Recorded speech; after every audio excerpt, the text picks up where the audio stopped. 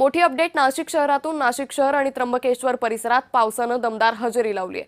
आज नाशिक त्र्यंबकेश्वरमध्ये ढगफुटी सदृश पावसाचा इशारा देण्यात आलेला आहे। मध्यरात्रीनंतर त्र्यंबकेश्वर नाशिक परिसरात पावसाचा जोर वाढलाय। हवामान विभागाच्या इशाराच्या पार्श्वभूमीवर काही धरणांमधून नियंत्रित पाणी विसर्ग सुरू करण्यात आलेला आहे। त्यामुळे नाशिक शहर आणि त्र्यंबकेश्वर भागात पावसानं हजेरी लावल्याचं सध्या पाहायला मिळतंय। सध्या मुसळधार पावसाने नाशिक शहरात हजेरी लावली आहे।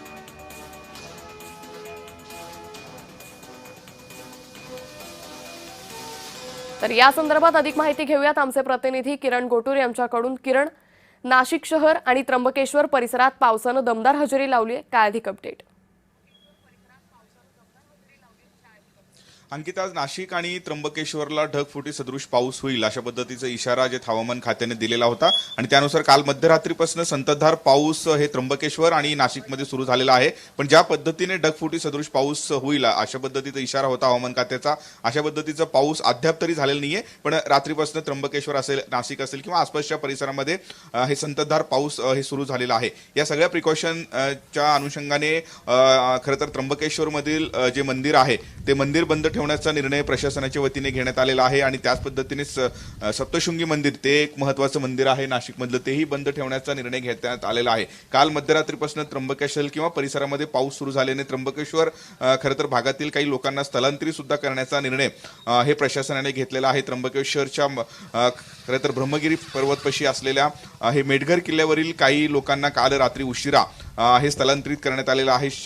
100हून अधिक लोकांचं स्थलांतरित काल रात्री करण्यात आलेलं आहे। स्वतः मंत्री गिरीश महाजन यांनी त्र्यंबकेश्वर आणि नाशिकमध्ये मध्यरात्री येऊन जे आहे आढावा घेतल्याचं आपल्याला बघायला मिळतोय आणि त्या पद्धतीने या सगळ्या खरं तर प्रिकॉशन जे असतात ते प्रशासनाच्या वतीने घेण्यात आलेलं आहे। आज मंदिर बंद ठेवण्यात आल्याने भाविकांची गर्दी आज त्र्यंबकेश्वरमध्ये एकूणच दिसत नाही। काल जे हवामान खात्याचा नाशिक आणि त्र्यंबकेश्वरमध्ये ढगफुटी सदृश पाऊस होईल अशा पद्धतीचा जे इशारा दिल्यानंतर नाशिक आणि त्र्यंबकेश्वर असतील या परिसरातले शाळा आणि महाविद्यालय सुद्धा बंद ठेवण्याचा जो निर्णय आहे तो प्रशासनाने घेतलेला आहे आणि काल रात्रीपासून जो संततधार पाऊस आहे तो सुरू झालेला आहे आणि त्या अनुषंगाने सगळे जे प्रिकॉशन आहेत ते प्रशासनाच्या वतीने घेण्यात आल्याचं आपल्याला बघायला मिळतं।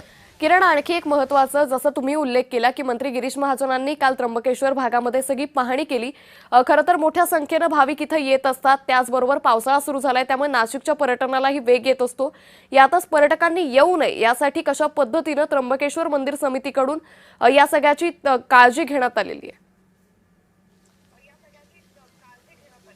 खरं तर अंकिता, त्र्यंबकेश्वर एक महत्त्वाचं ज्योतिर्लिंग म्हणून संपूर्ण देशामध्ये जे ओळखलं जातो, त्यामुळे दिवसागणित हजारो भाविकांची जी गर्दी असते ते त्र्यंबकेश्वरमध्ये असते। पण काल जेव्हा जे हवामान खात्याने नाशिक आणि त्र्यंबकेश्वर परिसरामध्ये ढगफुटी होईल अशा पद्धतीचा इशारा दिल्यानंतर त्र्यंबकेश्वर मंदिर समिती असेल किंवा सरकारच्या वतीने कोणीही मंदिरामध्ये किंवा त्र्यंबकेश्वरला येऊ नये अशा पद्धतीचं आवाहन करण्यात आलेलं आहे।